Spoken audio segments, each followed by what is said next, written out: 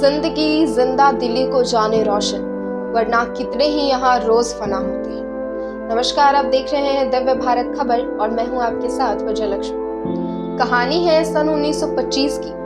अंग्रेजी हुकूमत अपने चरम पर थी और आजादी की आग भीतर ही भीतर युवाओं के खून में उबल रही थी। उत्तर प्रदेश की धरती पर एक रात ऐसी घटी जिसने अंग्रेजी हुकूमत की नींद उड़ा दी। लखनऊ के पास काकोरी स्टेशन सरकारी खजाना लूटा गया और यह केवल डकैती नहीं थी, यह अंग्रेजी सत्ता के सीने पर सीधा वार था। इस घटना के बाद देश भर में सनसनी फैल गई। ब्रिटिश अफसरों के चेहरों पर डर था। जांच शुरू हुई, नाम तलाशे, चेहरे पहचाने गए और तभी कहानी ने एक अजीब मोड़ लिया। काकोरी डकैती में शामिल थे केशव चक्रवर्ती, जिनकी उम्र थी 36 वर्ष और जिनका चेहरा ठाकुर रोशन सिंह से काफी मिलता जुलता था। केशव बंगाल की अनुशीलन समिति के सदस्य थे, लेकिन उन्हें पकड़ने के बजाय ठाकुर रोशन सिंह को पकड़ लिया गया। रोशन सिंह उस डकैती में शामिल भी नहीं थे, पर वे अंग्रेजों की आंखों में बहुत पहले से ही खटक रहे थे। बमरौली डकैती का दाग, खुलेआम अंग्रेजी सत्ता को चुनौती और एक निर्भीक स्वभाव, बस यही उनका अपराध बन गया। पुलिस ने पूरी ताकत रोशन सिंह को ही फांसी दिलाने में झोंक दी और केशव चक्रवर्ती को खोजने का कोई गंभीर प्रयास किया ही नहीं गया। सीआईडी के कप्तान खान बहादुर तसद्दुक हुसैन बार बार राम प्रसाद बिस्मिल पर दबाव डालते रहे कि वे अपने दल का संबंध बंगाल की अनुशीलन समिति या बेल्शेविक आंदोलन से जोड़ दें, ताकि अंग्रेजी सरकार पूरे आंदोलन को देशद्रोही साबित कर सके। परंतु बिस्मिल अडिग रहे। उन्होंने न सच को तोड़ा और न साथियों को छोड़ा।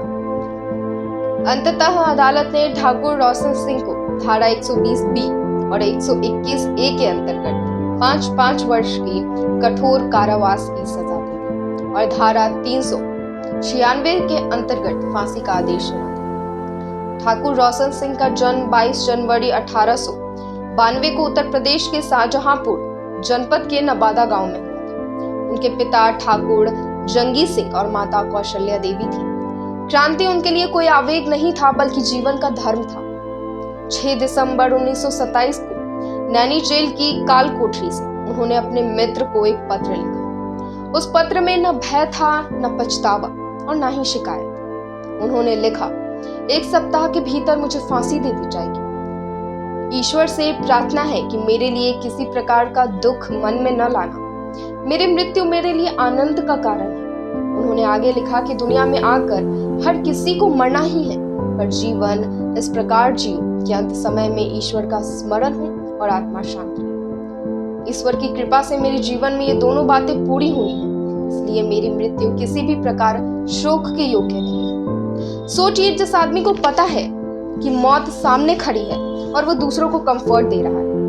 वो लिखते हैं कि 2 वर्षों के कारावास ने उन्हें आत्मिक रूप से और भी दृढ़ बना दिया। ईश्वर भजन और गीता पाठ ने उनका मोह समाप्त कर दिया था। उन्हें विश्वास था कि संसार की कष्ट भरी यात्रा समाप्त कर वे अब शांति की ओर जा रहे हैं। पत्र के अंत में उन्होंने वही अमर पंक्तियां लिखी, जिंदगी जिंदा दिली को जाने रोशन, वरना कितने ही यहाँ रोज फना होते। फांसी से एक रात पहले वे कुछ घंटे सोए, शेष समय भजन और ध्यान में बिताया। प्रातःकाल स्नान ध्यान के बाद गीता पाठ किया, फिर पहरेदार से शांत स्वर में कहा, चलो। पहरेदार स्तब्ध रह गया। उसने शायद पहली बार मौत की ओर चलता हुआ इतना शांत इंसान देखा था। रोशन सिंह ने अपनी काल कोठरी को प्रणाम किया, गीता हाथ में ले ली और निर्विकार भाव से फांसी घाट की ओर बढ़ी। फंदे को चूमा, 3 बार ऊंचे स्वर में वंदे मातरम कहा और वेद मंत्रों का जाप करते हुए एक शरीर हंसते हंसते फंदे से झूल गया, पर एक नाम हमेशा के लिए अमर हो गया। जेल के बाहर हजारों लोग एकत्र थे। जैसे ही उनका शव बाहर आया, पूरा वातावरण नारों से गूंज उठा। रोशन सिंह अमर रहे। भारी जनसमूह के साथ उनकी शव यात्रा गंगा यमुना के संगम तक पहुंची, जहां वैदिक रीति से उनका अंतिम संस्कार हुआ। फांसी के बाद भी उनके चेहरे पर अद्भुत शांति थी।